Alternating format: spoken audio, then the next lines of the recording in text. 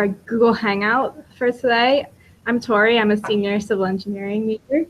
I'm Kristen. I'm also a senior civil engineering major. And we have 3 of our awesome alumni with us today. I'd like to ask them to introduce themselves. We can start with Jamie Lynn. Hey, my name's Jamie Lynn. I graduated in 2012 with my mechanical engineering degree from Villanova. Currently working at Walt Disney World as a project engineer. Hi, I'm Sherry-Ann Martin. I graduated in 2009 with a degree in chemical engineering. And last year I graduated from Villanova again with my master's in chemistry. I work at Merck doing vaccine drug product development. Cool, awesome. So the way we're going to run this, I think, is we have some questions that we lined up for you guys. We'll just pose the questions to the group, and if you feel compelled to answer them, go ahead and give us your answer. So first, we just wanted to know, why did you pick engineering in the first place? Just jump in. Anyone. Well, I can start. I actually have 2 older brothers. One of them is actually a mechanical engineer.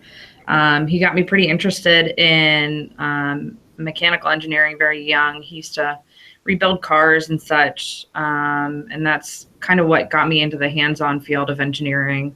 Always wanted to touch stuff, play with stuff, and really get involved and problem solve, see what was wrong with the cars, just ask a ton of questions and just kind of dive in, disassemble things here and there and try to rebuild them back. And we did a lot of that. I remember with some of our beginner labs at Villanova too, that we got to completely disassemble a lawnmower, and the goal of the next class was to build it back up and make sure it worked again.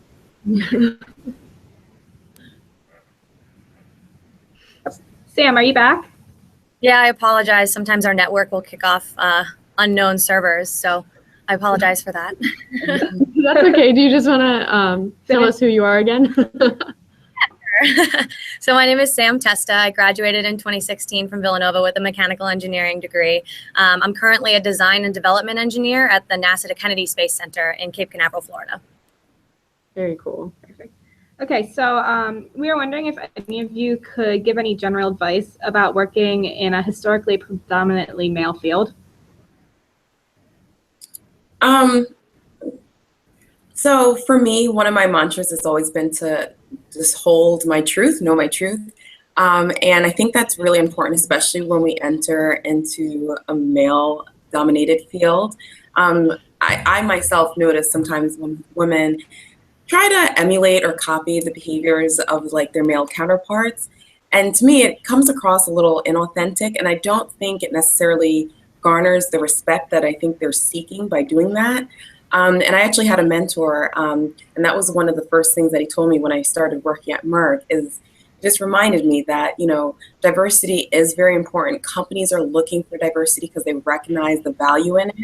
So if we can just kind of center ourselves and know our value and recognize that it's unique, we don't have to necessarily try to emulate what our male counterparts are doing. We can offer our own unique selves. And I think there's a lot of value in that.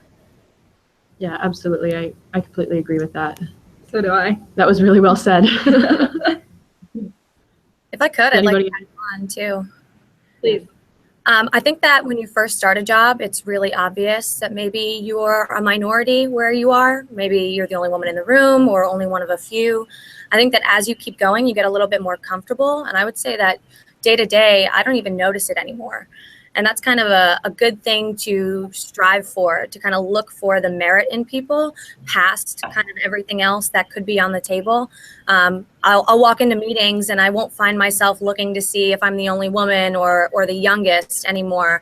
I'll kind of look to see if everyone I need to be in that meeting is there, or if we're getting, you know, an efficient meeting done. So I think that it's really important to understand that you're maybe a minority where you are because you're a woman, but I wouldn't hold a chip on your shoulder because of it. I would try to move past it.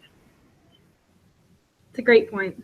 Yeah, that's really good advice. We've both done internships, and I know for mine, sometimes I felt like a fish out of water. So it's nice to know that that will pass and it'll be a little bit different eventually. Absolutely. It does get better. It kind of becomes, once you know people and you aren't so new to the area, you just kind of feel like another engineer in the room. You don't feel like a young woman or a newbie anymore. That's good. So next question that we had was what was the hardest part of transitioning from college to the workforce for you guys? And any advice that you can give about that transition?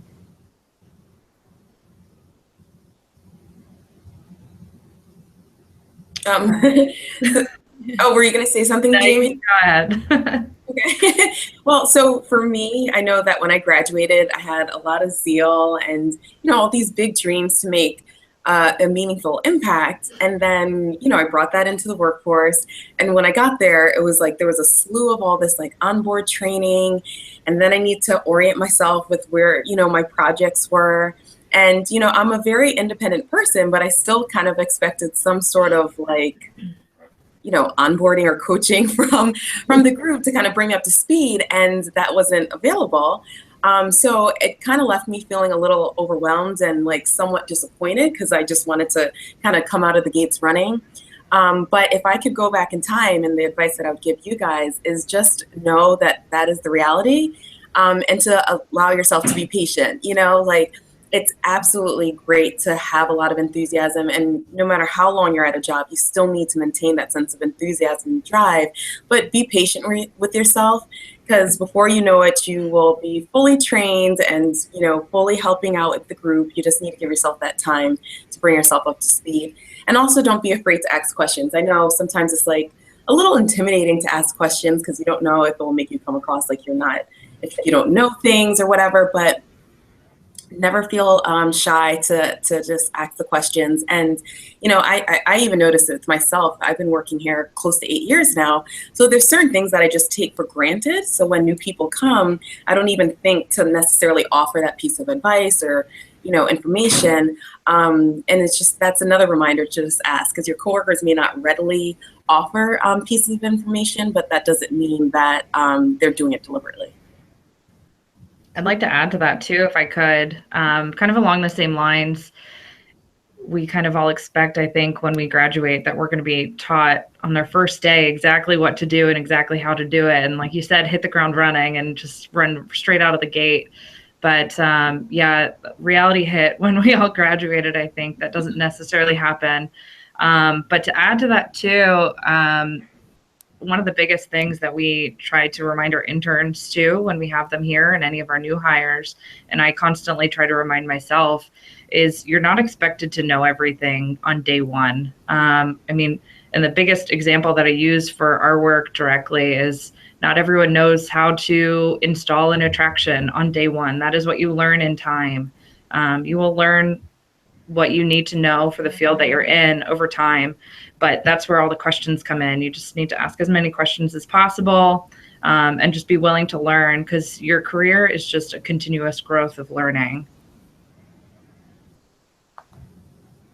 If I could add to that as well, I think that you kind of need to understand that your support system at work is a lot different from it is at Villanova, especially because Villanova does such a good job of supporting you as a young engineer through your classes and helping you succeed and see you get better. Everybody wants you to pass and they want you to do well. At work, it's a little bit more competitive. Everybody wants to do well. Everybody wants to be successful. So it becomes a little bit more of a learning curve to have to understand that, everyone wants to be successful now, and not everyone is going to be able to give you the support that Villanova used to give you. So you kind of have to learn, be quick on your feet and learn how to deal with that and how to make the most of what you can for yourself while helping others on the way. That's, all those are great advice for us. I think, we're about to enter the workforce soon. And it's a little nerve-wracking, but we're excited. Your advice is definitely helpful. Another question we had for you was, do you achieve a work-life balance? Is it possible? How do you take time for yourself and also give everything to your job that it requires? I was actually just having this conversation yesterday with some of my team members here, We just finished up one of our last projects last week, and we just need to remind ourselves of the work-life balance again now that the project's over. But we talk about it a lot here, and I'm sure every company has it basically the same way. One of the things that I like to do, honestly, is block out my calendar. I've learned that from reading just a lot of inspirational articles and a lot of business updates and such from other I don't know, entrepreneurs usually are the people that I lean on most, but blocking out my calendar to check emails, blocking out my calendar to get a workout in, blocking out my calendar to have a personal life every once in a while. I do it all the time, and it's actually one of the easiest ways to keep on track because no one can schedule over it. And then the other thing that we talk about a lot here is when you leave work, you need to leave work. The phone goes away, the computer goes away. Otherwise, you'll constantly sit on your work phone as soon as you get home until you go to bed. And there's no balance when you're doing that. Yeah, I 100% agree with everything Jamie Lynn just said. And I'm just like her. Like, I'm very big on my schedule. And one of the things that I found that helps me with my scheduling too is just being realistic with myself. Like, I know that I am drained at the end of the day, and it's really important for me to get my workouts in. So I schedule them for the morning when I have like my peak energy.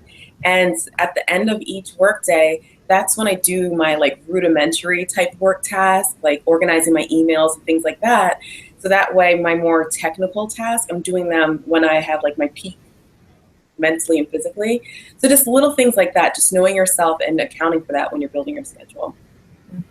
Yeah, I've heard that too. I've heard the like get the worst part of your day, the worst thing done first thing in the morning whenever your energy level is the highest, and then leave. Exactly.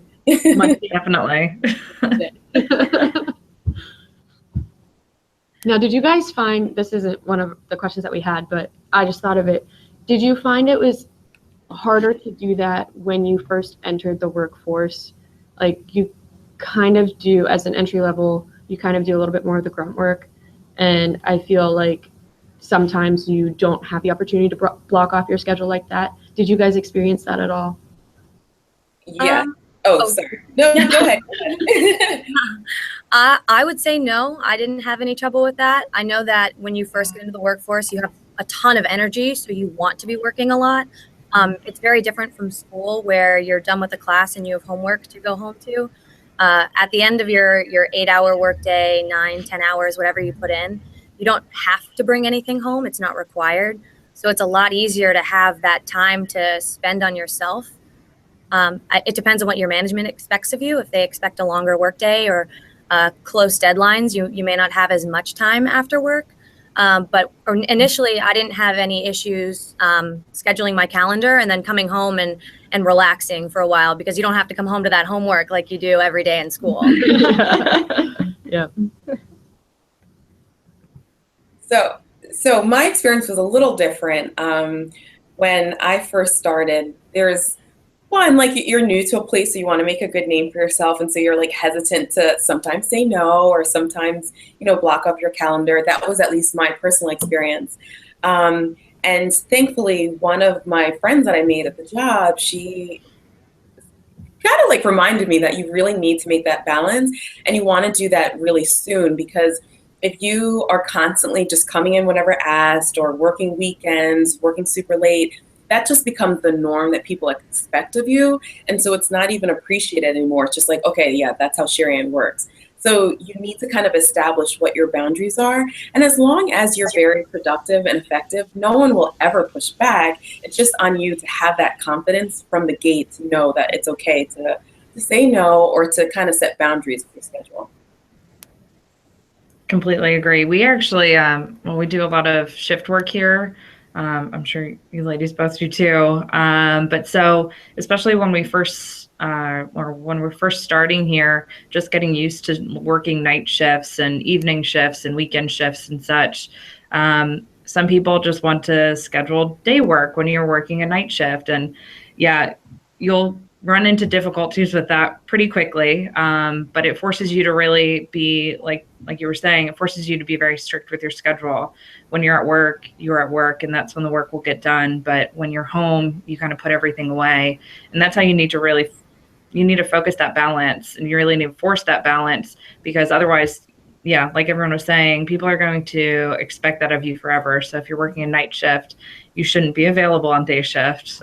You just need to enforce that balance so people understand what to expect. That's all really great advice. And I feel like as women, we tend to pay attention to that kind of stuff a little bit more. So it was really good to hear from you guys on that. Kind of switching gears here a little bit. So Tori and I are both on the executive board for Villanova Society of Women Engineers chapter. And we wanted to know, when you were here at Villanova and also now, were you involved in any professional organizations, mainly SWE? I was involved in SWE when I was at Villanova, actually, all 4 years. My junior year, I was vice president too.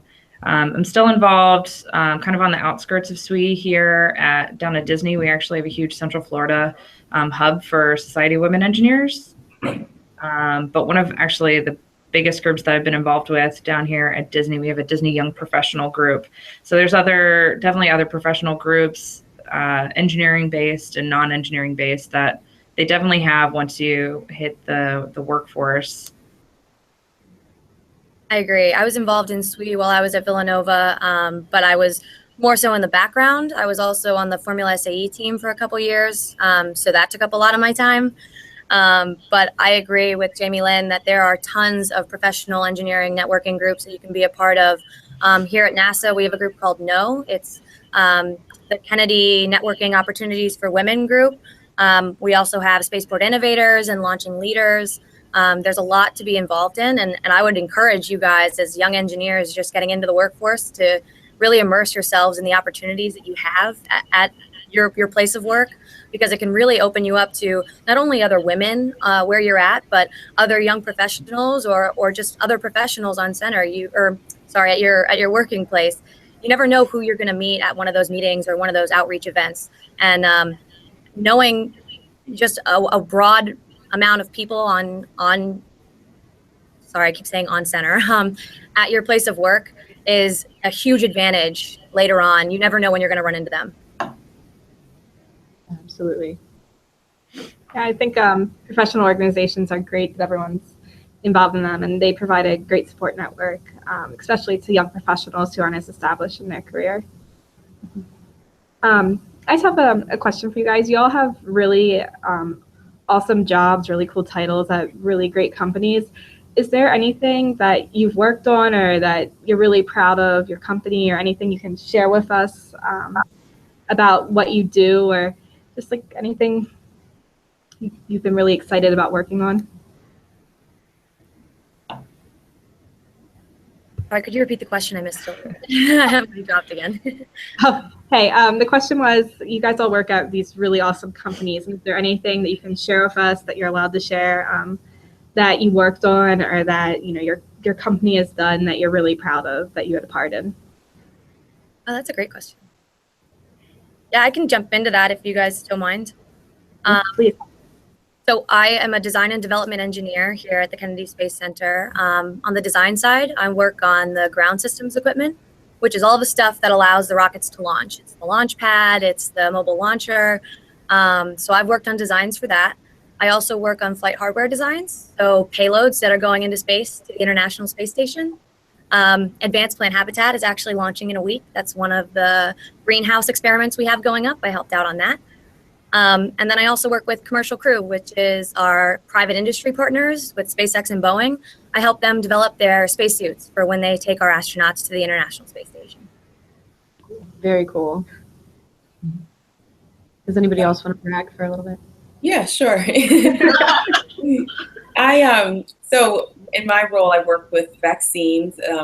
So right now, actually, the project that I'm working on is transferring one of our pipeline products to an eventual manufacturing site. So I can't go into too much of the details, but you know, a lot of the discussions that we have when we're, you know, beginning a new program is just on the burden of the diseases that we're looking to cure.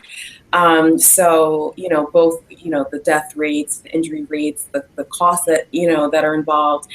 So it just really gives you like a sense of purpose when you know that the product that you're actually working on will really help to eliminate a lot of that burden.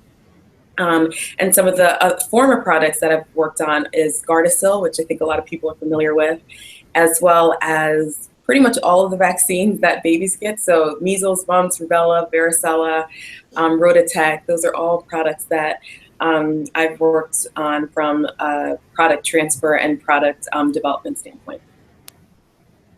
Awesome. Very cool. So I guess it's my turn. So like I mentioned, I am a project engineer here at Walt Disney World. So some of the major projects I've been involved in, we installed Seven Dwarfs Mine Train in Fantasyland. That was one of the first projects I worked on.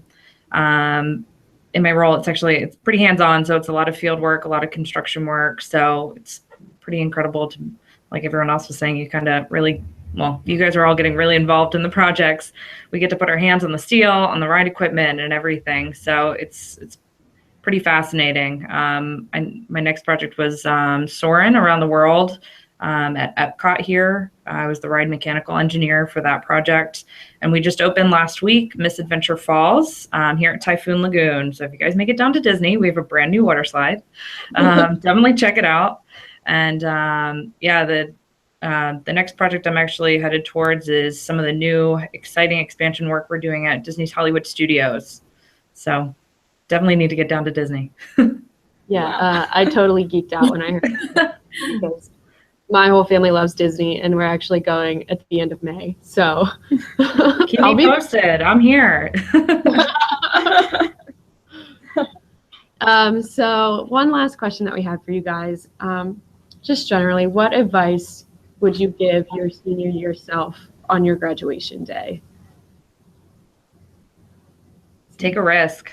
That was honestly the biggest advice that I gave myself, and I'm really glad I did. Actually, when I started at Disney, most of the ways that we hire, or most of the time when we hire engineers at Disney here, we start off with an internship. So typically our interns will intern for up to a year before they have the opportunity to interview and get hired. That's generally how it works here. Not always, but so when I graduated, actually, I went to join an internship instead of a full-time engineering program somewhere else. So it was kind of a big risk in a lot of people's eyes. A lot of people said, well, what do you do if you don't get hired afterward? And I said, well, you know, I'm 23 years old at the time, and there's no other time in my life that I'd be able to take a risk like this. So definitely, if you have the opportunity to try something different, try something that has always kind of struck a chord with you, I think graduation day and graduation time is really the time to start, or really the time to take the risk in your life. It's much easier than when you're 20 years into your career, but that was what I lived by on graduation day, and that's how I moved to Florida the day after. I agree. I think taking a risk is really good advice, and I think that following what you love is so important. You know, you're young, like you said, you can take risks. It's not going to have nearly as big of an impact as if you're 20 years into your career. I would say follow what you love to do, and the money will come later. So that was kind of the way I looked at things. You know, you graduate, you're a young engineer, everybody wants you. There are tons of options out there. I think taking a step back and really figuring out what job you think you're going to love is going to have a huge impact on your, you know, work-life balance, on how you see yourself every day, you know, working, and the money will come later. There's tons of time for that. You're 22, 23, graduating, you've got lots of time, you know, lots to learn. Doing something you love is really going to make a difference, especially day one when you start something versus, you know, following the money right off the bat. Yeah. So, and for me, I know I went into school thinking that I wanted to do some sort of research, and thankfully my junior year and the summer before my senior year, I did research at Villanova, and I realized it was not necessarily for me. So it kind of put a little wrench in my plans, kind of late in the game. But, and so I started to look for other work and, eventually landed with Merck. But it wasn't necessarily exactly what I envisioned myself doing. But everything ended up just working out really, really well. And I really appreciate the opportunity that I ended up having in my previous role, because I think it's not necessarily something that I would have envisioned back when I was in school, but I found the experience to be just completely invaluable. And then as I continued on in working here, I was able to find a position, which is what I'm doing now, that really is aligned with what I had kind of envisioned for myself when I was in school. So also kind of just being patient with the path that your life takes you. Like, as I said, it wasn't necessarily what I dreamed of when I first when I was at school, but looking back, I wouldn't trade it in for the world. And I think you guys will find the same thing when you get into work as well. Well, guys, thank you so much for taking time out of your day to join us. As unfortunate as it is that we have to leave Villanova, I'm excited to be joining alumni who are so accomplished, like the three of you ladies. It was really, really wonderful to chat with you guys, and we really appreciate your time. Thank you so much. Thanks so much for having me. Thanks. Thank you guys. Best of luck to you guys. Yeah, good luck. Thank you so much. Thank you.